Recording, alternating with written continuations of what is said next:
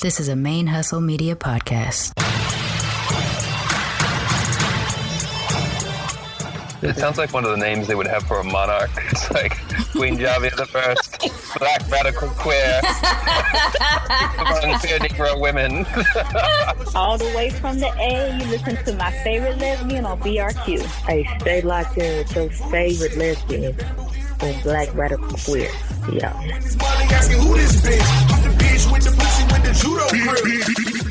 Hey y'all, this is Javia Nicole, aka your favorite lesbian, and you're listening to Black Radical Queer Podcast, our stories on our own terms. Hey y'all, welcome to another episode of Black Radical Queer Podcast. I am your blackity black, very radical, very queer hostess, Javia Nicole. It is great to be back with you all. So today I actually want to focus on consent. I want to talk about consent. I think it's a very important topic. I actually just got back from the Southeast Consent Summit. So what that was a meeting of like a conference of community leaders from across the nation who came together to talk about consent from various perspectives. So we had mental health professionals, we had people who are event producers, folks who have like venues and stuff like that, folks who are in education. We had college students, small business owners. So we had just an array of demographics represented, different genders, different races and ethnicities, wide age range, so different sexual orientations and relationship configurations. So we had a wide range of people attend. So the Consent Summit was actually produced by my mentor, and she is currently her title is Miss Southeast Leatherfest. So she's a title holder, and part of her platform was to produce a summit on consent, because her whole when she ran for her title, her whole platform was revolved around consent. She is on the board of directors for the National Coalition for Sexual Freedom. I'm actually an advocate for NCSF. So and one of the things that I was trained in was teaching about consent.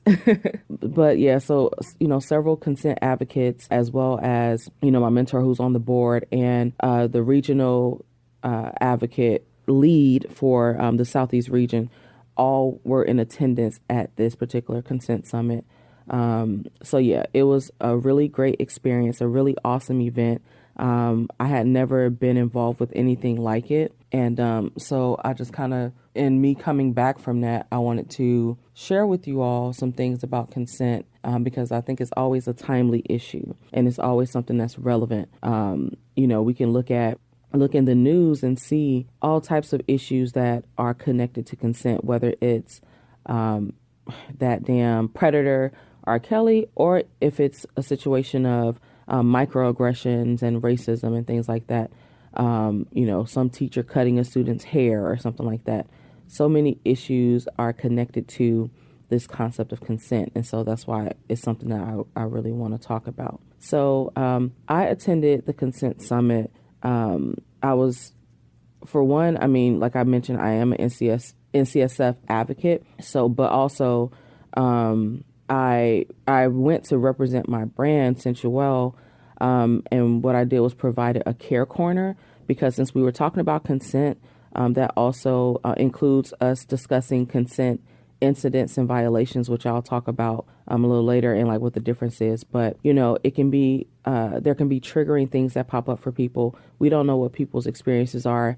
Everybody's coming into the room with their own stuff, and so something may come up that may be uncomfortable or may be heavy, and they may need to just kind of take a moment to step aside and get some type of support, whether that is some type of guided meditation, or whether they just need to vent, they need some wellness coaching or wellness consultation, those types of things. So I went representing Sensual, offering the care corner, which had everything from like snacks and water, because when you're doing a conference, and I've done a lot of conferences, a lot of times you're rushing around, and you may not have time to eat, or, we had classes back to back with 15-minute breaks in between classes.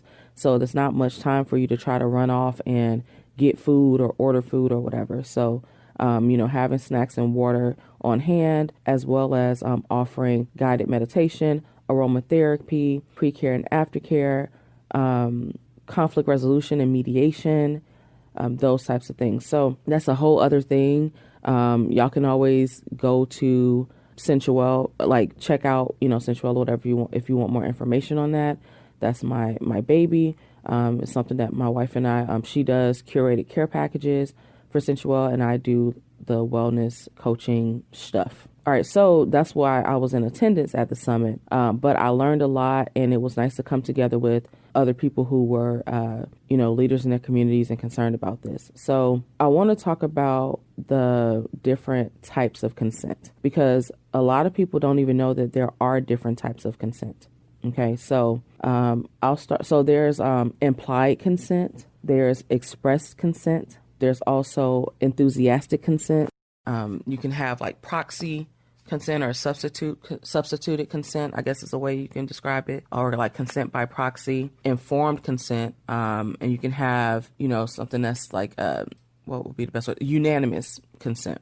Okay, so I'll just go over those really so that you all kind of have at least a general understanding of the differences and kind of like what each one means. So for let's start with implied consent. So implied consent is circumstantial. So for instance, let's say if you go to an event, right, and they have rules for the event. So let's say you go to the club and they're like, you have to wear shoes, you have to wear a shirt, no fighting, no soliciting, those types of things. By you being in that space and engaging in the event, then based on the rules that they have, your consent is implied. You didn't have to go up to someone and say, hey, I consent to these rules. But they're saying by you being there and by you participating, you are consenting to whatever those guidelines are, whatever those rules are. So that's implied consent. Another form of that we see a lot is, let's say that you are on a website and they say, oh, by continuing on our website, you agree to our terms or blah, blah, blah. So that's also implied consent, because you didn't have to, in that situation, because sometimes there are things where you have to specifically say I consent, or, or I agree to these terms, or you have to click something or sign something. But sometimes they're just like, oh, by continuing on this site, you agree, without you having to necessarily click anything or sign anything or initial anything. So that's the same thing as you being in a space. They're like, whether you're in this space in real time, like a concrete space event or whatever, or this is something virtual or online, by you being here, you're consenting to whatever it is that whatever guidelines and stipulations we set forth. You have express consent. So express consent, another way to look at that is explicit consent. So that's you like actually verbally or in writing expressing that you consent to something. So if someone asks me, may I give you a hug? And I say, yes, you may, then that's express consent. It's explicit consent. I didn't imply it. So for instance, if they say, may I give you a hug? And I open my arms, that would be implied consent. I didn't actually, it was like through my body language or whatever, but I didn't actually verbally tell them yes. But if they say, can I give you a hug? May I give you a hug? And I'm like, yes, you may. Then that's express consent. That is explicit. That's explicit consent. So you have implied / implicit consent. You have express consent or explicit consent. You also have informed consent. Now, informed consent is where you have all the information that you need to make a well thought out decision on whether you should consent or not. For example, if someone asks me, may I touch your hair? If they say, may I touch your hair? And I'm like, yes, you may. But they don't tell me that their hands are sticky, right? So when they touch my hair, their hand sticks to my locks and it leaves some kind of residue on my hair. So I did express consent. I did give them express consent to touch my hair. But I did not have informed consent before making that decision. I was not informed. So I didn't know their hands were sticky. So I didn't know when they touched my hair that they would leave some residue on my hair. And because of that, had I known whether or not I consented would have been, that would have impacted whether or not I consented. So that's why informed consent is important, because you have the information that you need to make a better decision on whether to consent or not to something. And so if you consent to something, but you have a lack of informed consent, then it's not really consent, because you need to actually know what you're getting yourself into. A lot of times people are very manipulative with this, and they're like, oh, well, you agreed to such and such. And it's like, yeah, but I didn't have all this information, because had I known this, that, and the third, then that would have impacted whether or not I consented. So informed consent. You also have like consent by proxy. So consent by proxy, or like substituted consent or something like that, is if someone consents on your behalf. So think about things like power of attorney, where somebody has the ability to make decisions on behalf of someone else. Or a big example of this is with a parent or guardian and a child, because, children can't, like with paperwork and stuff like that. If you're under 18, then you have to have the consent, really, of a parent or a guardian. So parents and guardians are able to consent to things on behalf of children, or on behalf of whoever's in their care, whether it's a child or just someone who does not have the mental capacity to consent on their own. And you have unanimous consent, which is like everybody agrees. Like this is something that's happening and everybody consents to it. It's not like, oh, the majority won. If you're like, oh, well, we want this person to provide the food for our event, and everybody's like, yes, we agree, we consent to that, great. But if you have that one person who's like, well, y'all want, ribs and chicken and shit, and I'm vegan, I don't consent, so that wouldn't be unanimous. Okay. So those are different types of consent. And, I think for one, it's very important that we understand that there are different types of consent. Oh, and the other one I wanted to mention was enthusiastic consent. So enthusiastic consent is like the next level above express consent or explicit consent. So if someone is like, may I give you a hug? And I'm like, yeah, sure. Express consent, right? I did actually verbally consent. If someone's like, may I give you a hug? And I'm like, absolutely, come here. Like, that's enthusiastic consent. So it is levels to this. There are levels to this. Okay. So it's important that we talk about consent, because it is so, everything is impacted by consent, and so being able to go to an actual summit where that's all we focused on, and we focused on it from different perspectives, was really eye-opening for me. And so the things that I want to focus on have to deal with just kind of some of the ways that consent tends to manifest in our, I guess you could say, in our day-to-day lives or whatever. Okay. So one of the things that, like, I use the example of the can I touch your hair thing. We deal with a lot of microaggressions, right? Where people infringe on our consent. So let's say if you have that moment where somebody reaches out to touch your hair and you're like, hold up, you know what I mean? There's this little video clip that's circulating right now of this little girl, and she's sitting down at a table. It looks like in a classroom, and someone's like taking a picture of her. They're like, say cheese, and she starts to smile, and some little girl next to her reaches out to touch the beads in her hair, and the little girl leans away and looks at her like, what?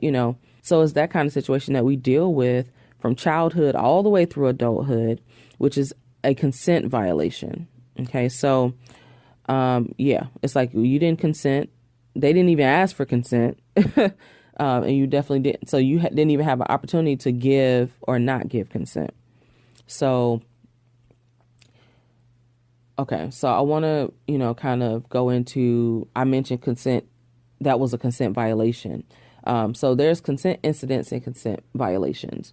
So the difference between a consent incident and a consent violation has to do with intent and like that premeditated type of situation. So for instance, let's say you're at an event and you're just kind of minding your business. It's a little bit crowded and someone brushes past you and they happen to rub against you as they're brushing past you, but it's not intentional. Then that would be a consent incident because you didn't consent to them making that contact with you, but they also did not do it on purpose. It wasn't an intentional thing. A consent violation is this person premeditated, like, oh, I'm going to walk this way specifically in the crowd so that I can brush up against her while I'm walking past. Or I'm walking past and I'm going to reach out and touch her, rub her or whatever as I'm passing by. So that would be a consent violation. Now, even with the consent incident, let's say that if it can shift to a violation. So let's say you have someone and they brush past you. Okay, fine. They didn't mean to. But let's say this person continues to do that. Let's say they brush past you another time and then they brush past somebody else. At that point, it's repetitive. And so the repetitiousness of it, is repetitious a word, y'all? Repetitiousness? Okay, we're going to roll with that. Don't judge my life. So the repetitiousness of it, or the repetitiveness, maybe that's Okay, listen, y'all know what I mean. Okay. So let's just say the fact that it happened repeatedly is what would take it out of the realm of a consent incident and make it a consent violation. Because, it's similar to that expression, fool me once, shame on you, fool me twice type of thing. Accidents happen, but if it ain't but so many times that the same accident is going to happen over and over before it becomes a situation where, no, you're just violating consent. Like, this is intentional. This is deliberate because it's happening too many times for it to be an accident at this point. Okay. So we have to look at, with NCSF, with National Coalition for Sexual Freedom, they talk about, what to do in cases of consent incidents and consent violations. And they actually have a system where you can report consent incidents and consent violations.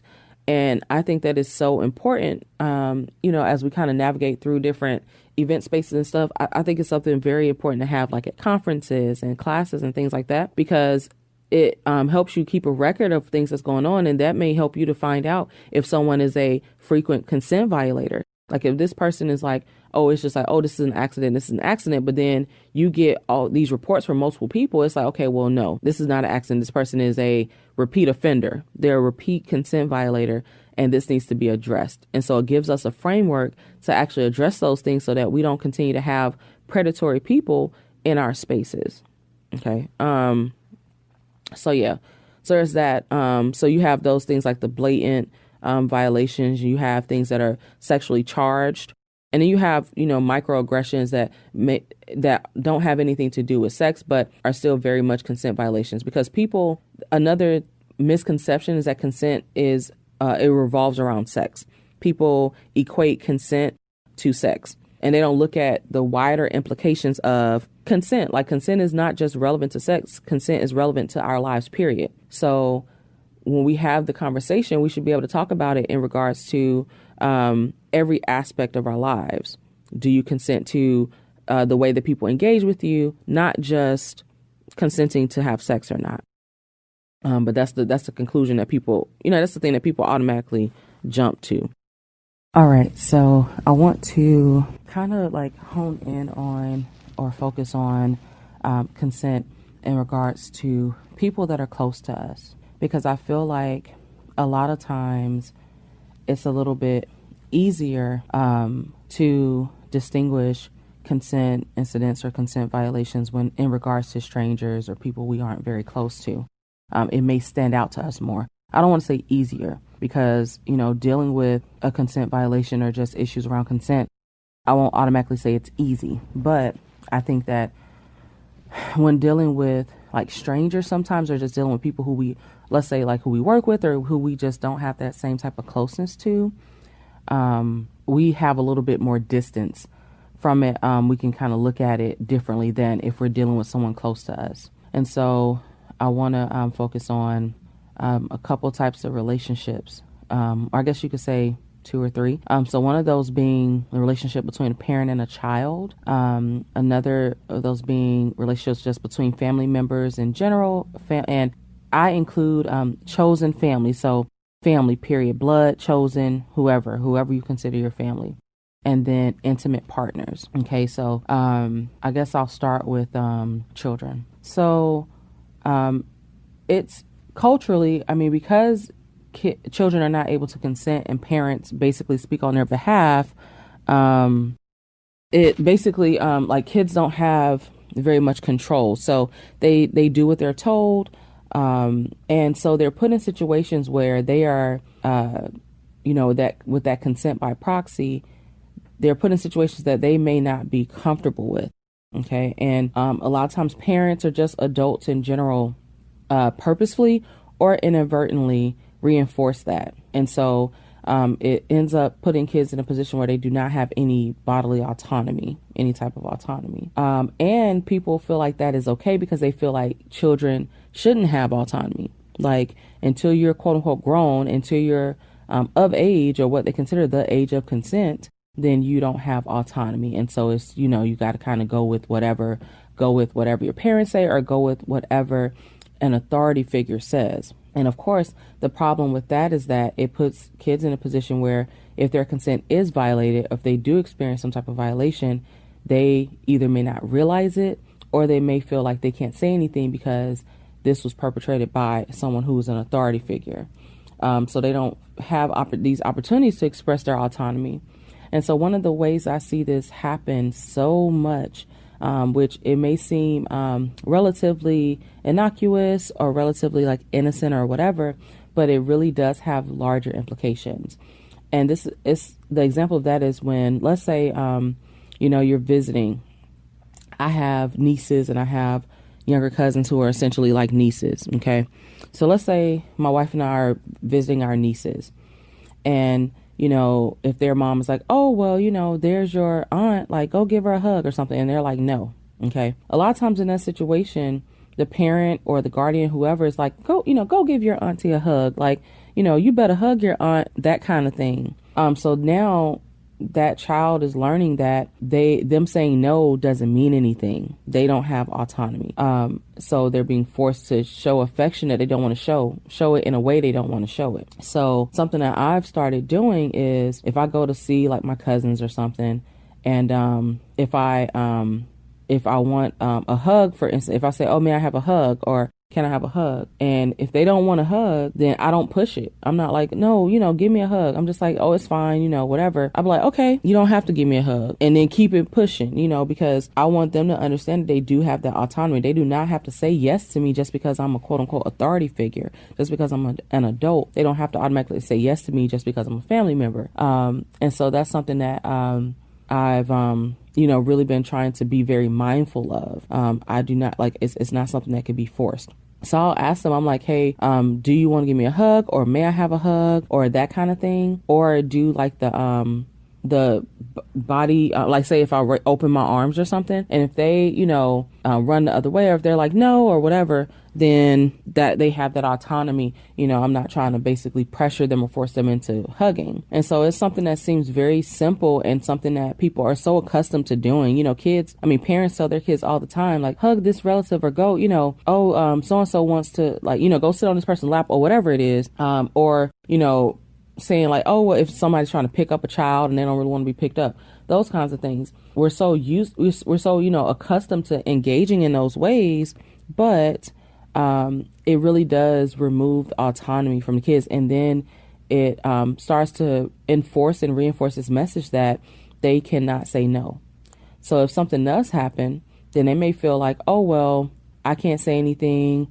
Oh, it's nothing wrong with it. Even though I feel some type of way about what happened, nothing is wrong with it because they can't say no. And so I think that it's something that I do see people, as time is going on and people are having kids in this generation, people really challenging that and being like, hey, no, my kids don't have to hug, or don't automatically hug my kids, or something that, my cousin, I think it was my cousin who said, she was like, when she has 2 daughters, but when she had her first baby, I think she said something to the effect of, she didn't want everybody kissing her baby. And and I'm like, I feel like that's valid. It's not, oh, this is an automatic thing. Even if you are a family member, it's still not an automatic thing where it's just like, oh, you get to kind of just engage in any type of affection that you want to with this child. And so now, that's her oldest daughter, and her oldest daughter is a little bit, older now. She's just not like, oh, I'm going to just automatically hug everybody. Like, if she doesn't want to, she'll say no. And I think that's really, really important.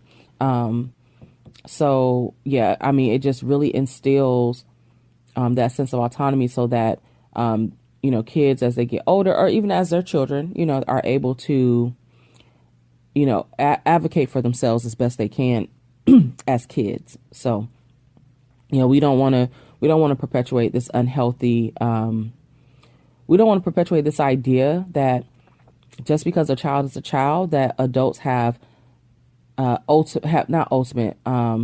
have access to them infinitely. Just like, it's on the adults' terms, and whatever kind of access they want to have to you, because you're a child, they can have any kind of access to you that they want to at any time. They want a hug, they can get that hug. They want you on their lap, they can just put you to sit in their lap. Like, you have no agency in this situation. And I think it's so unhealthy. I think it's very unhealthy. So, it's been plenty of times where people have said, oh, well, this person violated my consent. This person violated me. I didn't want to say anything because, no one would believe me. And, rape culture is real, and there are a lot of things that play into that. And I definitely think that's one of those things that plays into that, is because that lack of agency and that lack of autonomy. It's just assumed that children do not have that. And I just think it's very unhealthy. So yeah, so that's a situation where, these are people that are close to us. Like, if it's your children, or it's like your family members, nieces, nephews, cousins, whatever, children in your life, or even if you're a teacher, and you have, you build that rapport with your students. But we have to step away from that idea of having automatic consent with children and having automatic access to children. Just because a child is a child does not mean that their consent is automatic. That, because it basically is saying with childhood, your consent is implied. It's implied consent. It's implied consent, and it's consent by proxy, because it's like, oh, well, your parents consent, so you consent. Or is that, or you're a child, so it's not even taken into consideration whether you consent or not. Right. So that's a problem. So yeah, I definitely think that's something that we need to be more mindful of. And if we are more mindful of it, and we work with kids on understanding consent, on understanding the ability to say no, it can help them be more confident, more confident in advocating for themselves as they get older. And also it can help them with their engagement with each other, because kids, they mimic adults. And so if they're like, oh, well, whenever, auntie so-and-so wants a hug, I have to give her a hug. So then they start to engage with each other in that way, where it's like, they want a hug. I saw this when I worked at a daycare. One of the kids, like, he wanted to hug everybody. So he'd be like, give me a hug. And he'll just go up and hug somebody, hug another little kid. And I was like, listen, you can't do that. I said, you have to ask them if they want to hug you. And if they don't want to hug you, that's okay. So I said, if they don't want to hug you, then you just tell them, okay. And you could just tell them bye. Cause like when he would be getting ready to leave, he's like, everybody just is like, oh, hugs, give me a hug, give me a hug, give me a hug.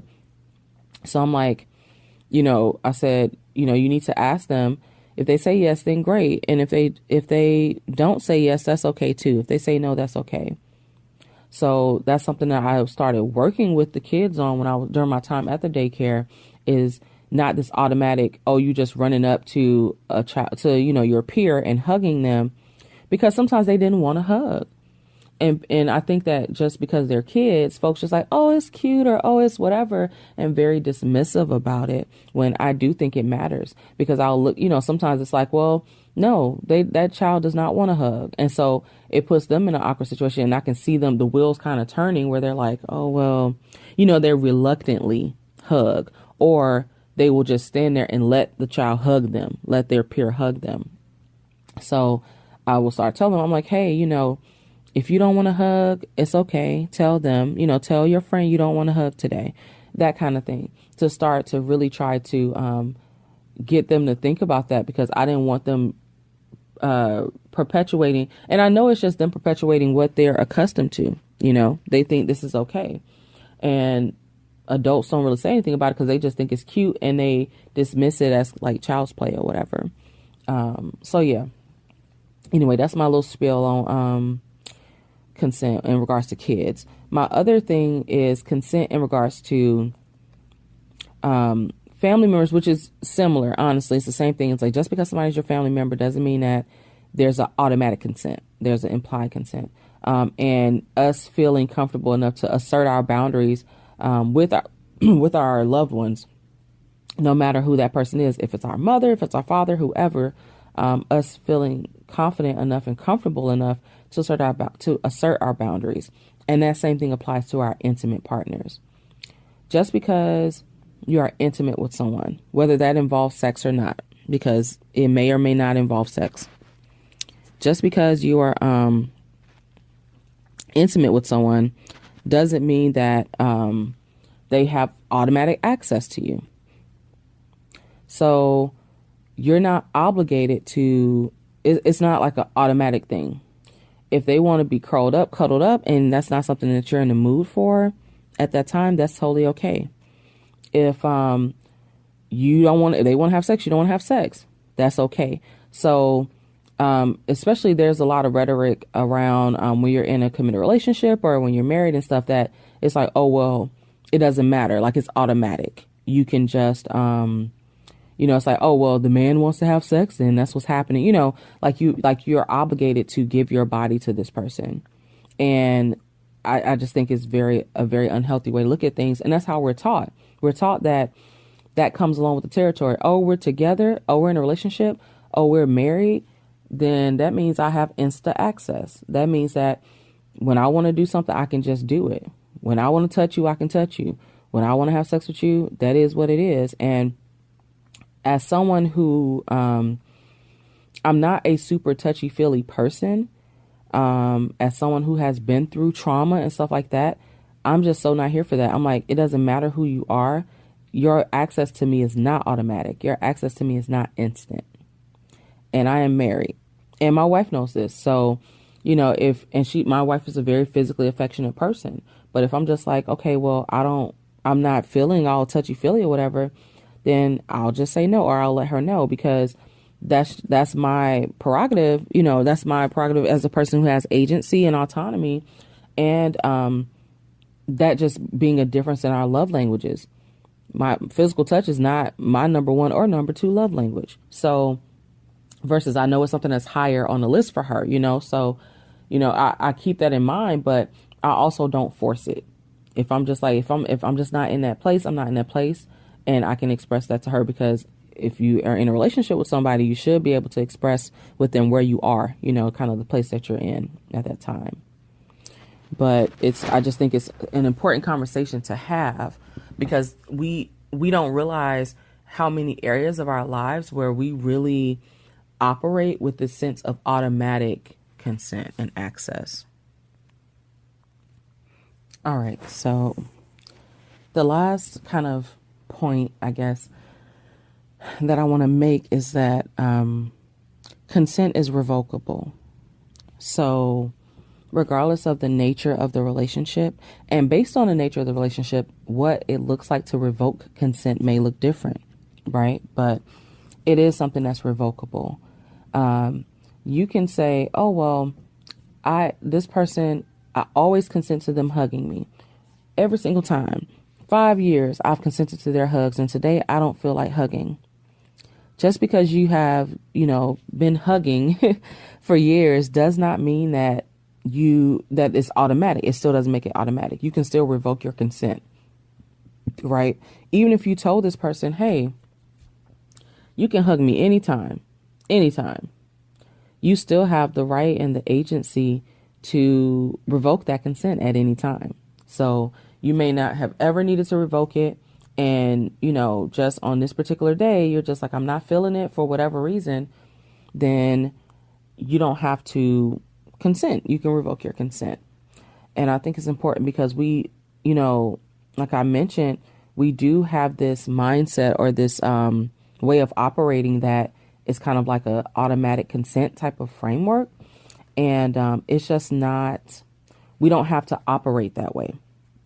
And I think that it's really important and really empowering for us to reframe it and look at things from the perspective of having the autonomy to adjust your consent as you see fit, whether that's you wanting to revoke your consent or modifying your consent, where you're like, okay, well, we always hugged and kissed, and I'm okay with hugging, but I don't want to kiss anymore. Whatever, and of course I'm giving these very like rudimentary examples, but it's just, to highlight that it is something that we have the power over, and that in our relationships with people, we should really negotiate and explore what works best for that relationship. Or, because just because something works for one person doesn't mean it's relevant to all people. I can say, oh, well, my wife can hug me, but just because somebody sees my wife hugging me doesn't mean they can just come up and hug me. So, just kind of observing my interaction with someone who I've negotiated a certain type of consent with doesn't automatically give you that kind of consent with me. You might be someone I'm like, I only want to shake your hand. You might be, we do a quick little, fist bump or whatever, and that's cool. So it is something that we get to really look at on a case by case basis, and that we have to, there's some stigma around it, and we have to get away from this idea of it not being sexy or it being awkward. It's something that we're not accustomed to. So I understand it being awkward, but it's something that we have to become accustomed to, because we really should have that power over what we do and do not consent to. And we won't have that unless we just do it. We won't have that unless we have those conversations. So it can be difficult, but it's something that's necessary to do. It can be awkward. I mean, for me, definitely, I've gone through it being awkward for me as someone who is just not super touchy-feely, and having to like have those conversations with people close to me where I'm like, well, I'm just not, I'm not always in that place. I'm not always in the mood to be to be physically affectionate in that way. And them understanding that, so that it's not like I'm taking it personally. If I'm like, hey, I don't want to hug or whatever, it's not some, oh my God, something that's taken personally, or something that's taken out of context, or something that's taken as my feelings having changed toward them. When in reality, it could just be like, I have my own stuff I'm dealing with. I'm someone who deals with depression. I'm someone who, I deal with my own stuff. And sometimes I'm just not in the mood. And that's okay. So it not having to have these deeper implications on my feelings toward the person or anything like that, but us being able to actually express that to one another without fear of being judged or without fear of being guilted, I think is an even bigger thing, without fear of being guilt tripped into, providing consent, because then that's coercion.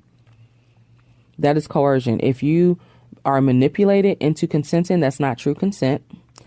You were coerced into doing whatever it is. And guilt is a huge tool used for manipulation and coercion. So if you're like, okay, well, somebody's like, ask you for a hug, and you're like, oh, I don't want to hug today.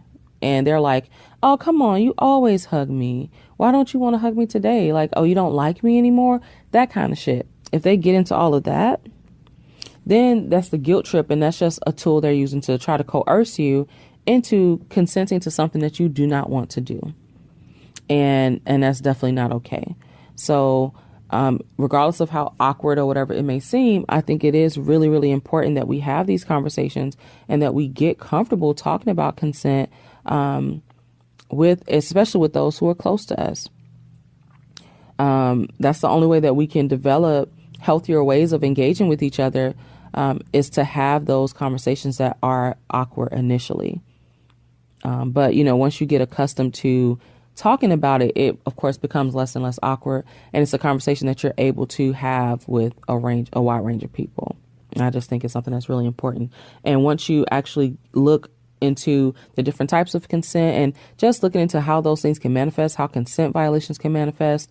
You know, a lot of times we end up realizing that there are ways that our consent has been violated that we did not realize, like coercion, like that whole thing of somebody being like, either basically begging and pleading until you do something. So like with sex, you may have said yes to sex, but let's say you didn't really want to do it. And that person begged and pleaded, well, you know, I know it's like a ridiculous thing. So let's say you specifically said, no, I don't want to have sex. Or even if you didn't specifically say that, let's say you didn't specifically say that, but let's say, you know, your partner wants to have sex. You're like, I'm not really in the mood. And they're like, come on, baby, blah, blah, blah, please. Or, you know, they're trying to negotiate. Oh, well, let's just do this or let's just do that. And you don't want to do it. And you end up giving in. Giving in is not the same as consenting because you were coerced, whether you were guilt tripped, manipulated into doing it. Is coercion. And so that happens so much in our relationships, whether it's, you know, something that's like a familiar relationship or a friendship where, you know, or even with kids, if you're like, oh, kind of the whole give your auntie a hug thing, and it's like, oh, well, you always give me a hug. You don't want to hug me this time. That kind of thing is still coercive. Or if this is your partner, this is your spouse or whatever. And they're like, well, you know, I really want to do it. And I'm trying to like convince you to have sex. I'm trying to, you know, pressure you into it or come on and all that kind of stuff. And some people perceive that as I'm trying to get you in the mood type of thing. But if you've already expressed that you don't want to, then continuing to try to push it and continue to be like, oh, well, come on and try to, you know, do things to try to persuade you to do it is coercion. It's coercion. And so you consenting, unless that's a part of how you engage with your partner, that's your business. That's a different kind of thing. That's a different type of interaction. Or if you enthusiastically give consent because you have changed your mind, that's different. But if you really didn't change your mind, you're like, let me just do it. I'm just going to go through with it so that as a means of kind of moving on, like I'm going to just do this shit so they'll leave me alone. Or I'm going to just do it because I'm giving in. I'm tired of the pressure. Then that's coercion and that's not consent. Okay. I know that was a lot. Consent is just heavy on my mind since I just got back from the Southeast Consent Summit.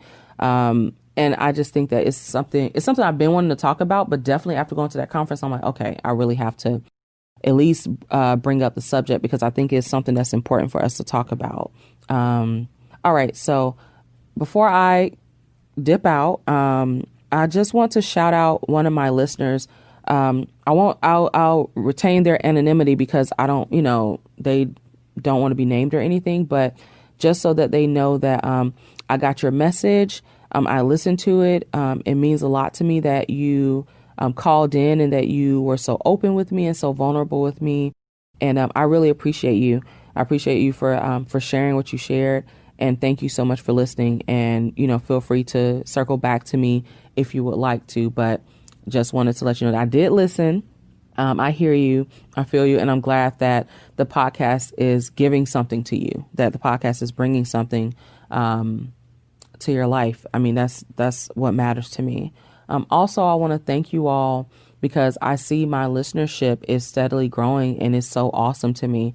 I went from, maybe getting like 100 downloads a week or something to now I'm hitting like 1,000 in a month. And I'm just like, what? My mind is blown. All I want to do is, share with you all, tell your stories, and have a platform where we can just be ourselves. We can be our Black ass, radical ass, queer ass selves, and something that's going to center our lives, our stories, our experiences unapologetically. And so I'm glad that is resonating with so many people because that's what it's all about. That's why I do this shit. So thank you for listening. And, feel free to call in, talk to your girl. Let's, continue these conversations. And until next time, y'all, I don't know. That's it. I'm out. Bye, y'all.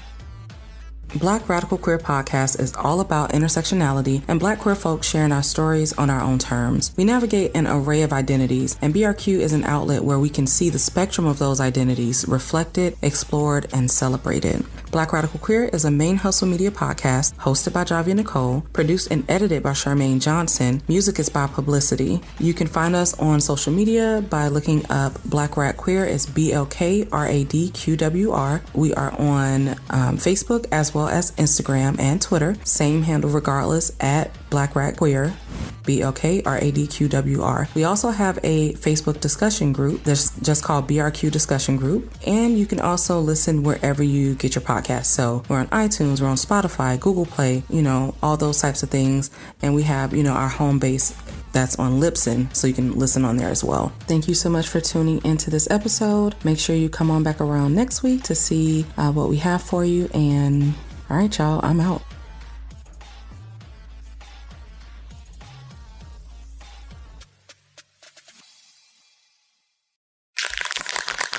ManeHustle Media. Turn your side hustle into your main hustle.